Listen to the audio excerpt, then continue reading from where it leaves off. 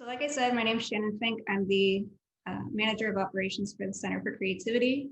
I have a huge interest in printmaking, and I wanted to share that with you guys today through monotypes, which are one of the most accessible, I think, kinds of prints. So does anybody here have any experience with monotypes? I've done some. Okay. What ways have you done them before? For monotypes, I've made them with,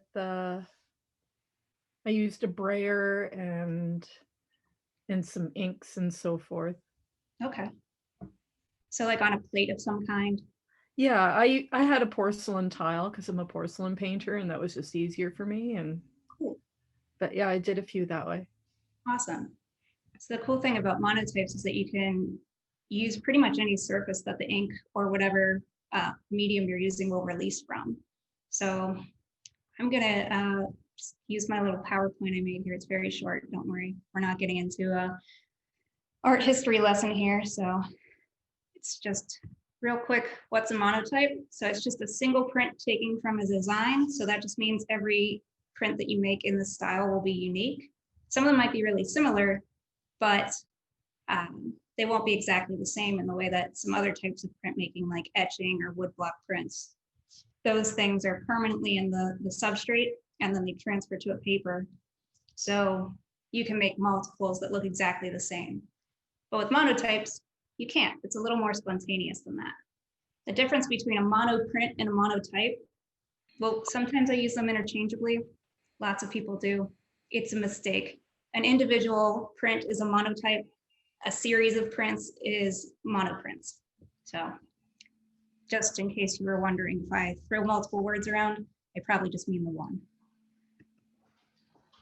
So some famous folks who did monotypes were Degas. He was really famous for painting and drawing, but he also did monoprints. And when he discovered monoprints, he was kind of like, this is really cool because I can't control everything, and it kind of opens it up for experimentation. Another one from Degas here. So you can see he definitely had different styles he was able to achieve. And this one's by Gauguin. And this is actually a series of different prints. So he layered on the prints, which is what I'm going to show you to do today. But it's a monotype because you can't make this single one ever again. And then this is a more modern one by Nicole Eisenman. And so she did this one with woodcut, but you can see she also painted over it. So you can see the grain in the background of the woodcut, but you can also see that there's some scratching and scribbling and stuff in there. So that's what makes it unique to this particular print. So for this workshop, when you all signed up, there was a list of materials that makes it ideal if you have them. So, hello, hi. Does everybody have 2 pieces of cardboard that are the same size? Cardboard. How thick a cardboard do you need? It can be any thickness, really. Awesome. Is cardstock too thin? Small? I'm sorry? Is cardstock too thin? No, it'll probably work. Okay. I think really this frame that we're going to make out of this is just to kind of hold pieces in place. So as long as you think it'll withstand that, it should be fine. And we'll experiment and see if it works. And if it doesn't, try it on some other cardboard because it's super easy. So what I have is basically, it's kind of like the back of a notebook, like legal pad. It's basically what I've done here is 2 pieces like that. And then I have some tape. Do you all have some tape? Nice. Got some masking tape there. I'm using painter's tape because I always have it around. I love painter's tape. I use it for just about everything. Tracing paper. Tracing paper, yep, we're gonna need that. Tracing paper, wax paper, anything like that will work. दरवाजे के पास ही पड़ा है. Scissors or an X-Acto knife. Scissors. Yeah, great. Knife. All right. Yeah, and feel free to take notes so you can do this later. It's a pretty simple process, and this will be posted online again. So if you पापा are, वहां से pad देना ओह so if you need to see it again, you can see it again. But this is pretty much the final product of what we're going to make. So it doesn't really look like much, but you'll see. It can do some pretty amazing things. All right, so you can see here that I've just used my painter's tape as a guide on this, but you can see we just have a window cut into one piece of cardboard, a tape hinge, and then a piece for the back, the solid piece for the back. So I'm going to show you how to make that out of this.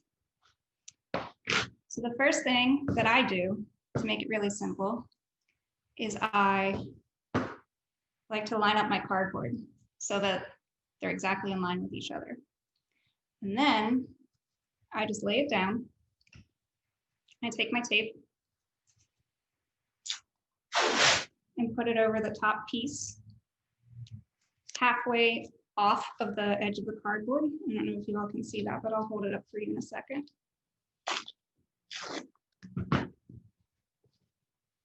So you can see that it's hanging off the edge here.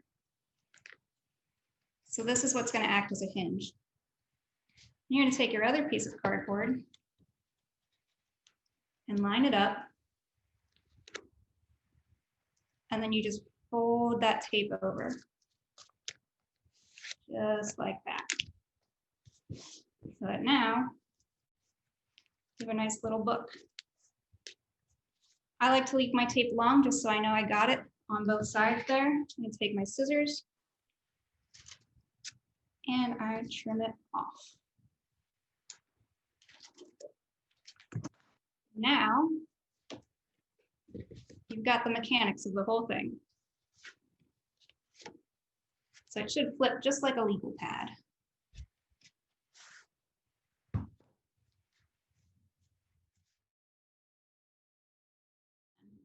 Okay, so the next step is cutting out that little window.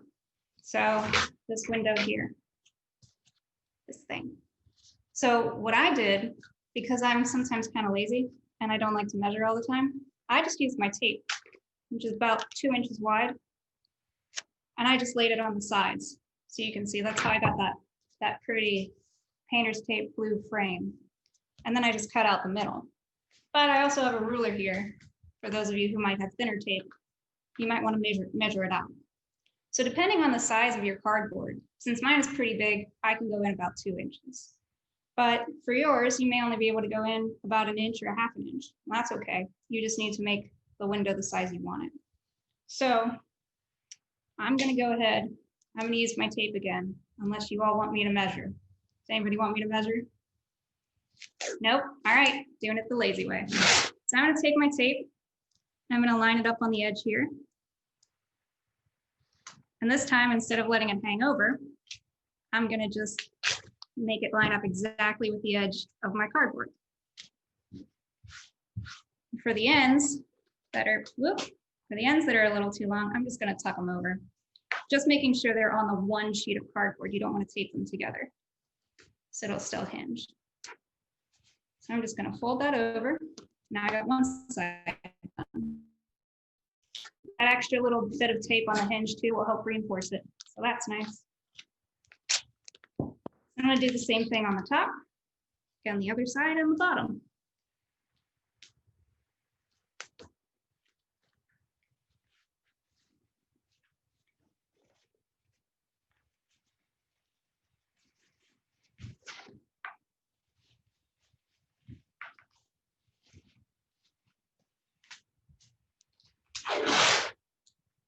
Same thing on this edge. Line it up real nice. Stick it down. Get the tape off. Fold it over.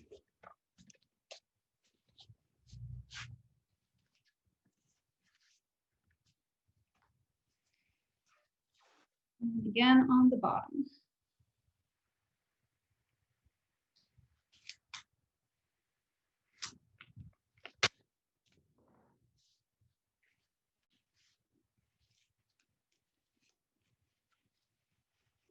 Okay.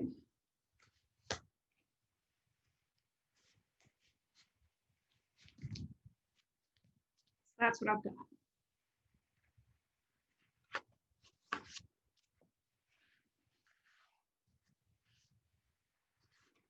Okay, so I'm going to use an X-Acto knife because I have one here, but I might switch to scissors because my blade's a little dull.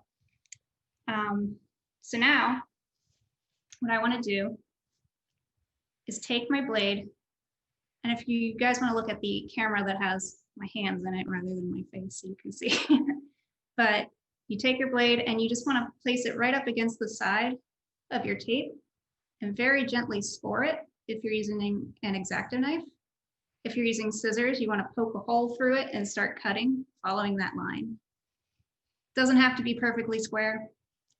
It's just a window. I always like to score it once really lightly and then press down harder on the second pass just to make it fairly straight. Sometimes it's easier than trying to keep a straight line with a lot of force. So I'll cut through that a few times. Be careful not to cut through the cardboard on the back. Otherwise, you'll end up with 2 window frames. You'll have to get another back. So then I'm going to do this side, just using the tape as a guide.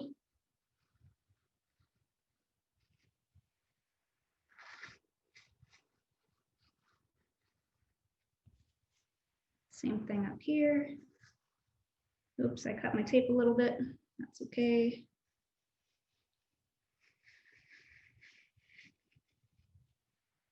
That line can be a little bit wobbly. It won't hurt anything. I'll do this one.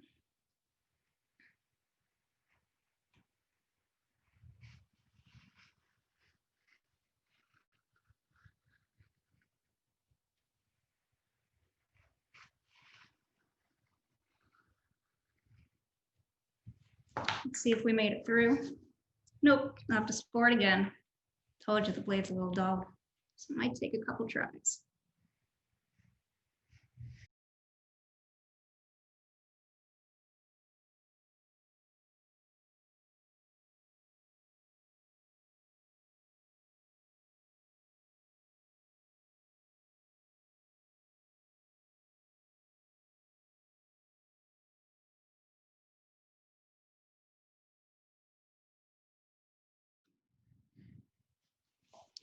Okay, so mine's almost done.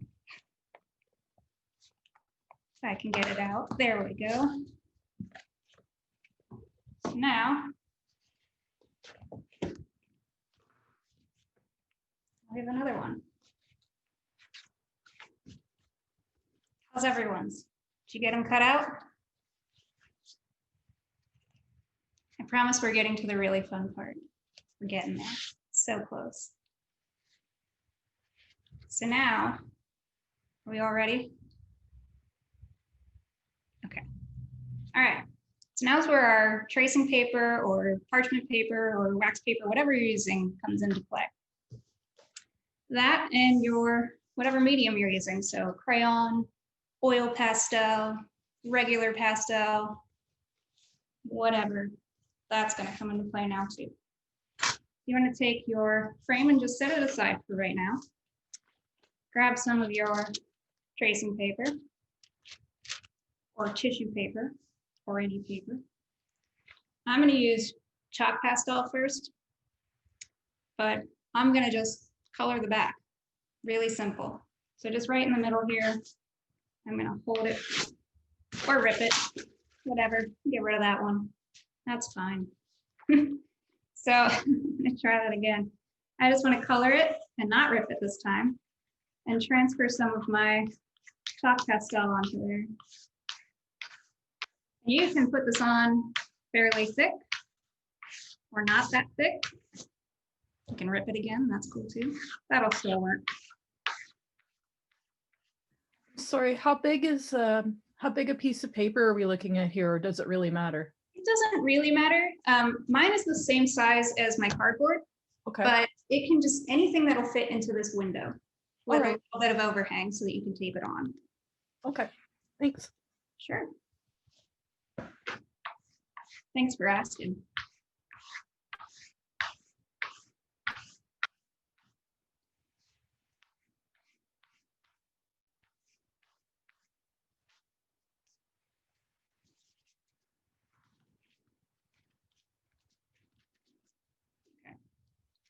You can see mine is torn because I ripped it. I got a little aggressive with my chalk pastel, but it'll still work fine. It'll be okay. So what I'm gonna do with that is actually I'm gonna set it aside. That's what I'm gonna do with that.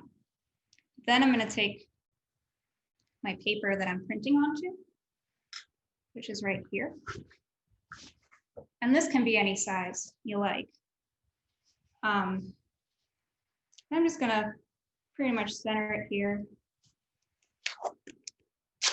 Take some tape, tape it in place.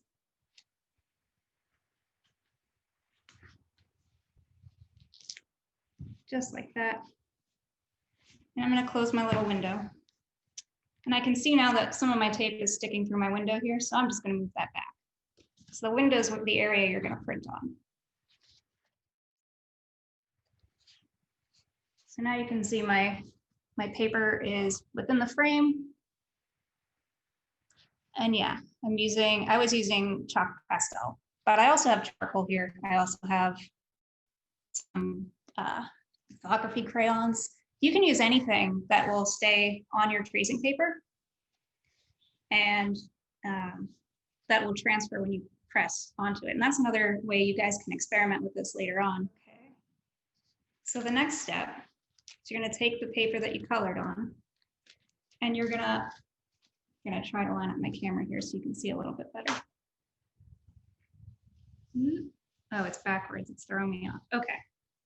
So you're gonna take the paper that you colored on and you wanna take the side that you colored on and put it face up toward you with your frame open and the window cut out right in front of you there. So you should see your window here, your paper that you're printing on down here, and your tracing paper. And you want to just lay that over the window so it lines up and tape it in place. Does that make sense? Essentially, it's a carbon copy is what we're doing. So think of it that way. It kind of takes some of the magic out of it if you call it a carbon copy, but I promise it's way more fun than a carbon copy. So then you just want to tape your tracing paper in place. Let me know if I'm going too fast or being confusing. Both are entirely possible. And you want to just make sure that it's not crinkled up or anything, because that might give you some issues. And get it as smooth as possible. It doesn't have to be perfect.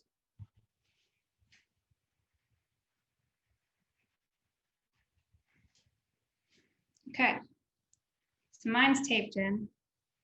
Now I'll show you what I've got. You can see if yours compares. So if I take my frame the way I've been holding it this whole time, I've got the front of it. I've got my tracing paper taped to it so that the chalk pastel is on the back of it. And then on my other piece of cardboard, I have my paper that I'm going to print on. I can show both screens at the same time.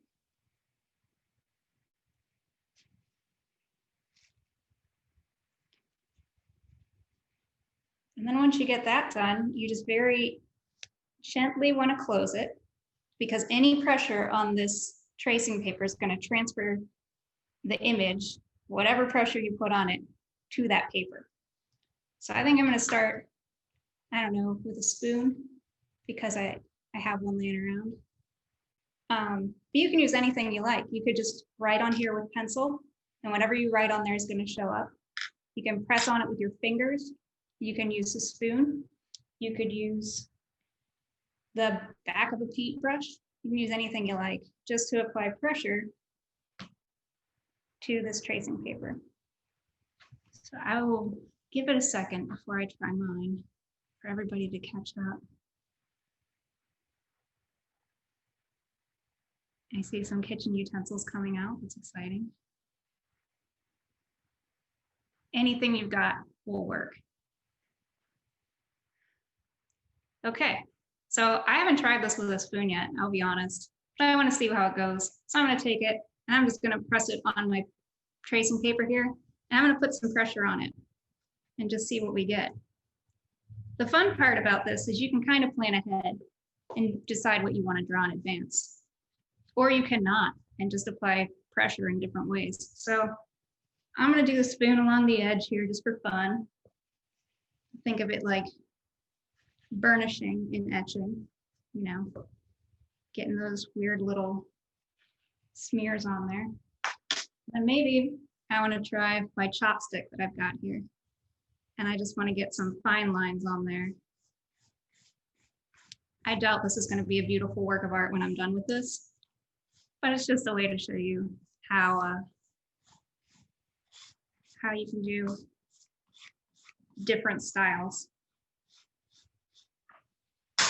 And so now that I've applied some pressure, I'm going to pick it up. You can see I've got a little bit of a design there. The spoon worked, chopstick worked, right? So it's not a great work of art, but it's a nice background for something, right? I can put whatever I want over top of that. Does that make sense to everybody? Yeah? Okay, I think we could experiment with that. So I can take that off, that tracing paper off of there.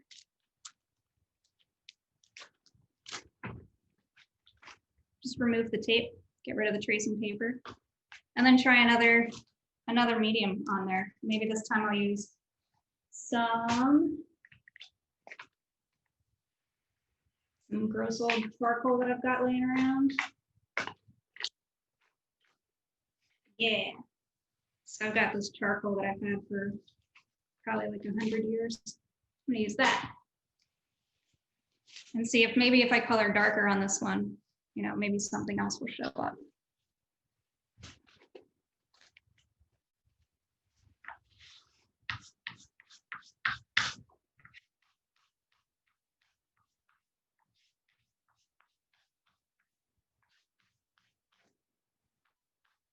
Of course, I ripped it. That's good. That's okay.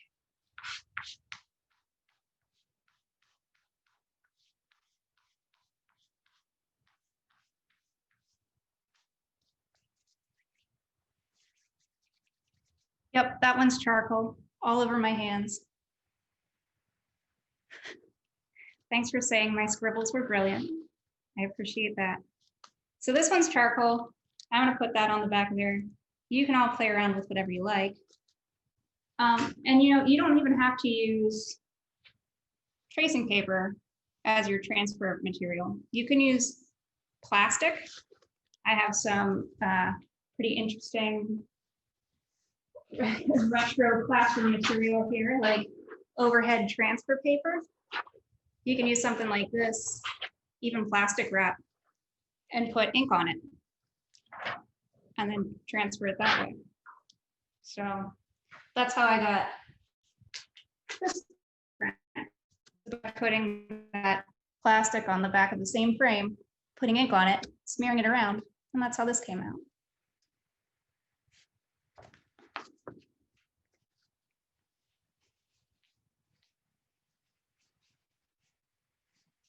Another thing you can do, instead of putting your paper that you're printing on directly onto your cardboard, you can put something underneath it. So I have a quarter here. I'm gonna put my quarter underneath somewhere on there. Now that I have my charcoal on my frame here, I'm gonna fold it down and just apply some pressure with my spoon and see what I get. I haven't tried this yet either, so it might not work. But you can try any texture underneath and something will show through.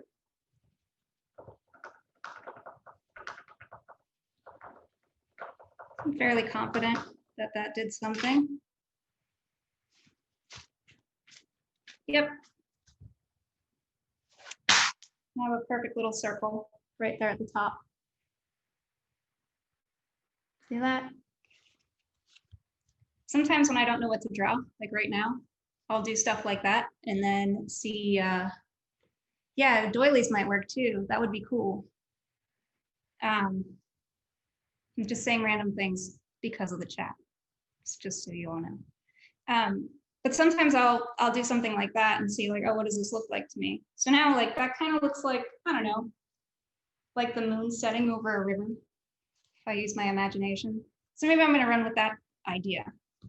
So I'll grab another piece of tracing paper.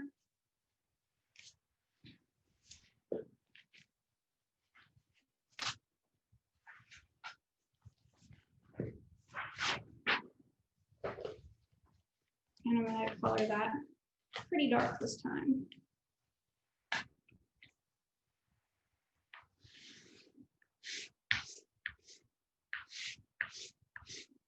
And extra gentle so I don't rip it.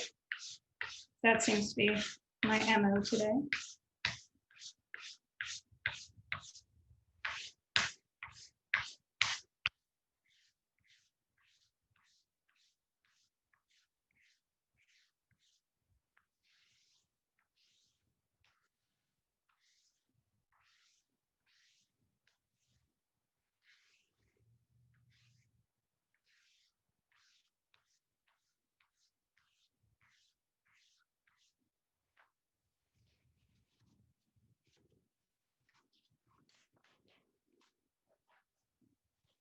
It also works if you don't want to tape your tracing paper in, if you're going to change it out a bunch, you know, and just use a piece real quick.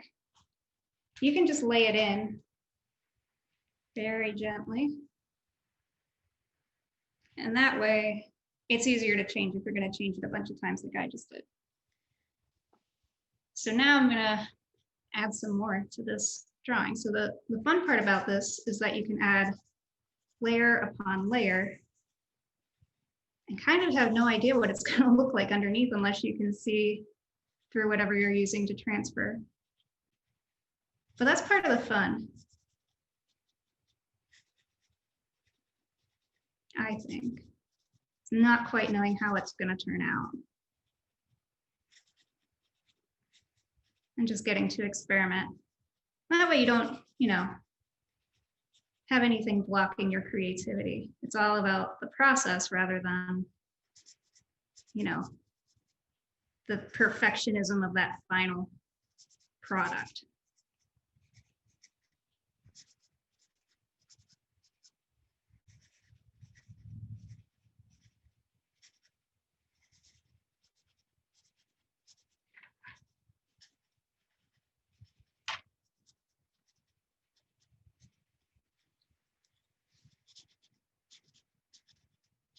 So I think the question in the chat about the crochet doilies working with what is the texture, if you wanted to put those under the paper that you're printing on and then rub over top of it, that would be the texture you'd get. So I might be a little late on that question there, but I just saw it.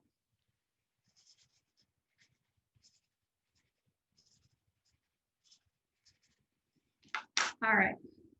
So I've added what I think are trees, but I don't know. So I'm gonna look. Yeah. So now I have some little happy trees like Bob Ross. Look at that.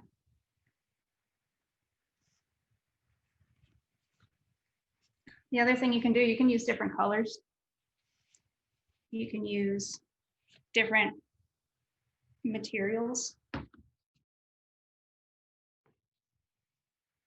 The other thing is that once you have your painting, your little print done, you can close up your frame and now it's already framed. Look at that. Or you can save it and use it again.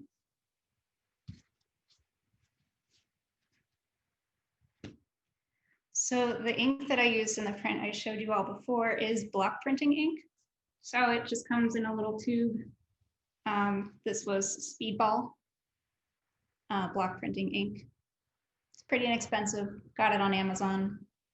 I got a whole set for like $15, something like that. So you can use this on anything. It's water soluble, which is nice. So you can get it on anything and wash it right off. Like I said, you can put it on any kind of thin plastic that'll fit in your frame. and use it that way. You can put it directly on a glass surface and do it that way, and it'll wipe right off. Pretty much anything that it won't stick to forever. It has the same texture as acrylic paint, so it's pretty paint-like. That's what it looks like.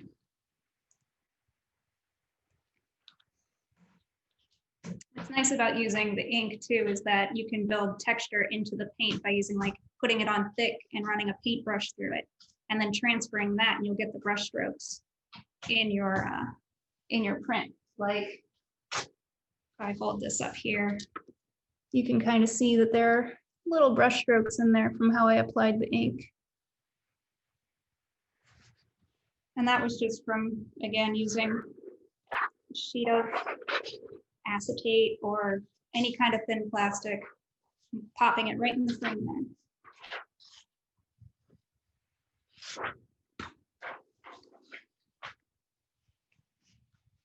So you could even take something that you used ink on, let it dry, and then use that as a background for something that you use charcoal on instead. So there's possibilities with this one little frame, which is why I like it so much. So you could probably even use something that's sort of like a more watery ink with like fountain pen ink or like India ink, but you would want to be really careful when you close your frame. So maybe you actually want to put the ink down and have your window on the bottom instead, and then lay your paper down over top of that, just to kind of fight gravity a little bit. In fact, we could try that. Let's see, maybe I will take this out of here.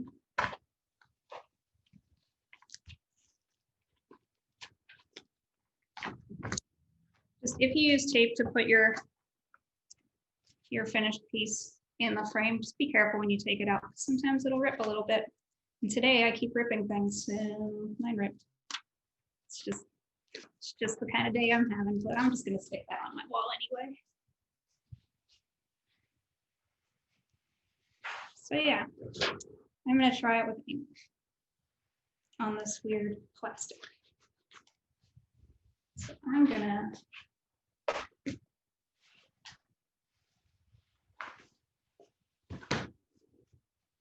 do some ink on this plastic sheet here, so y'all can kind of see what that technique looks like. And I just spread it right on the back. And you can use a brayer. I have one here that I might put together and use. Could use a brayer like this. This is a cheap one, obviously. It keeps coming apart. There we go. You could use that and kind of roll your ink out that way.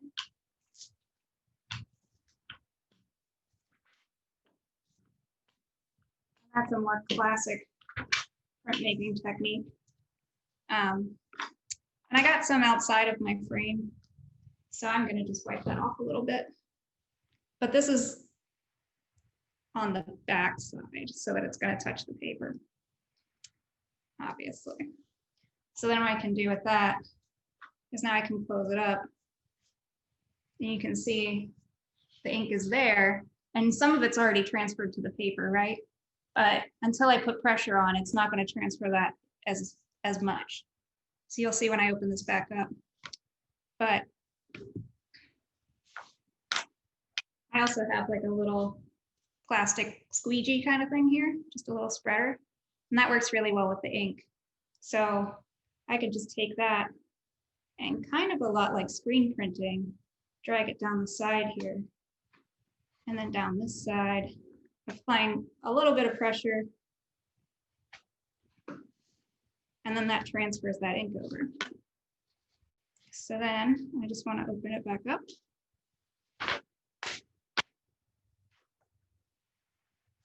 You can see that I got a pretty interesting texture there from doing it that way. So now I could use that, let it dry, use that as the background for something, layer another color over it just the same way I did with the blue, You can do anything. You can even just write something on it if you wanted, and just have like an interesting piece of paper. So endless possibilities here. You can even put more ink on with it being wet and let the colors mix. Up to you. Do whatever you want. Experiment. And I don't know if I said this already. I might have. I've been talking for a while. But if you wanted to take your tracing paper and put it over an image that you already have, say it's like a picture of someone or something, you can trace it and then put your pastel or whatever on the back of the paper, put that in your frame, and then retrace over it once it's in the frame. And then that image will transfer to your background or your paper or whatever you have in there. So that's another option.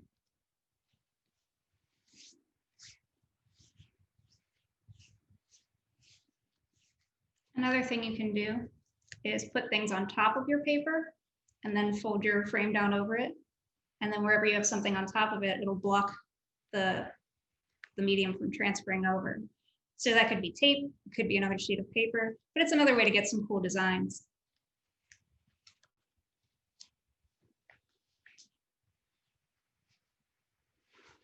So maybe I'll do one of those really quick and just show you.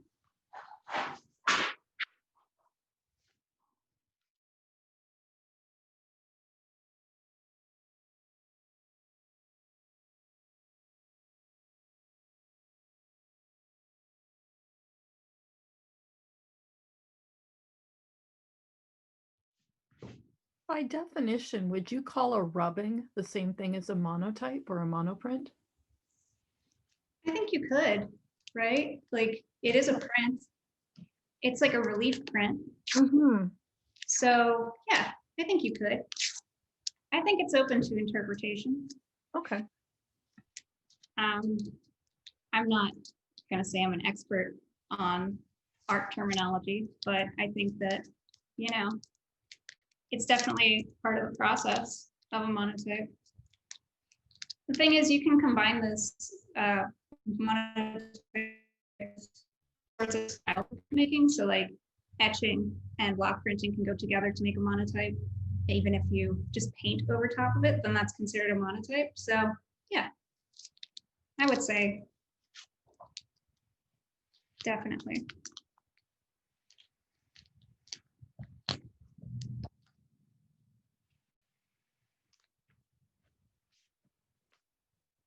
All right, so I'm going to use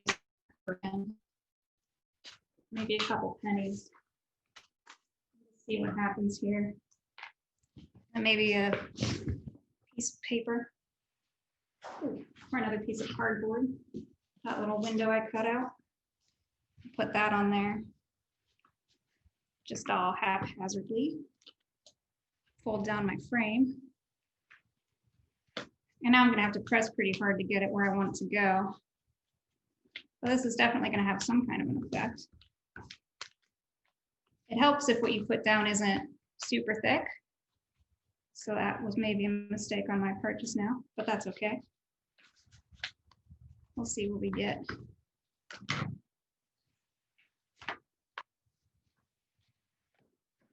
Yeah, so I got a nice clean line there from my cardboard. And then an area where it didn't push down from my quarter, which is now stuck to the other side there. But I have a weird shape I wouldn't have made otherwise.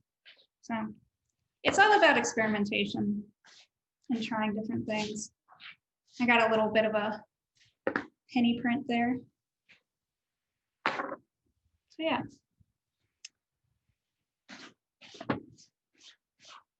I could even put this piece of tape I've got laying around and just stick it on there.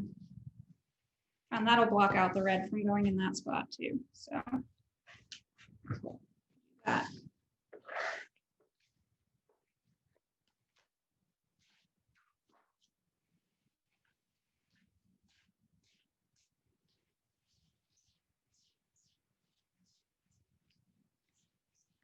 So yeah, you can see that that was blocked out where the tape was. So it's all about trying different things, experimenting with it.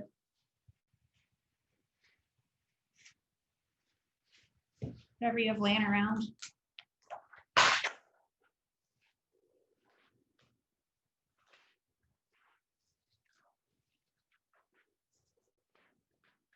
And sometimes these even turn into more interesting pieces of art too.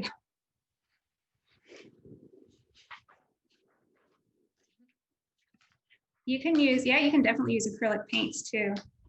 You can use anything that will come off something else. So crayon, you could even use like watercolor paints if you didn't tip them up. If you tip the paper onto them, that would work.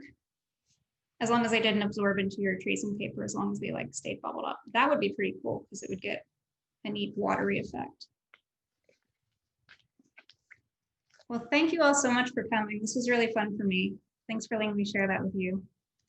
And please experiment some more. You can always share what you make on our social media. Eric is in charge of all that, so I can let him tell you how to do that. But yeah, feel free to share your work with us. I always love to see it.